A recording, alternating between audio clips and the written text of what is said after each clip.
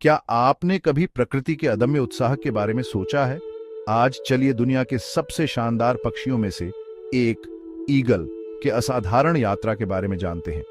Eagle केवल स्वतंत्रता और शक्ति के प्रतीक नहीं है, वो अविश्वसनीय परिवर्तन को दर्शाते हैं।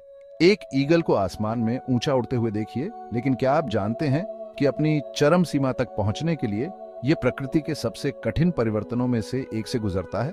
लगभग 40 साल की उम्र में एक ईगल को एक महत्वपूर्ण फैसला लेना पड़ता है। उसके पंजे कमजोर हो जाते हैं, जिससे उसे शिकार पकड़ना मुश्किल हो जाता है। उसकी चोंच बहुत लंबी और टेढ़ी हो जाती है और उसके पंख मोटे और भारी हो जाते हैं।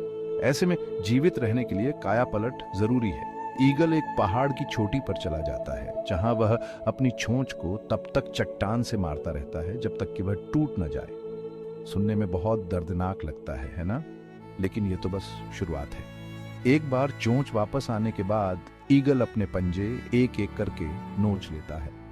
नए पंजों के साथ वह अपने पुराने पंखों को भी नोच लेता है।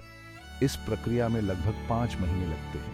यह दर्द, बेबसी और अकेलेपन का समय होता है, लेकिन खुद को दिए गए इस बदलाव के बाद ईगल का पुनर्जन्म होता है। यह एक नई चोंच, नए पंजे और नए पंखों के साथ उभरता है और अगले 30 सालों तक जीवन जीने के लिए तैयार होता है।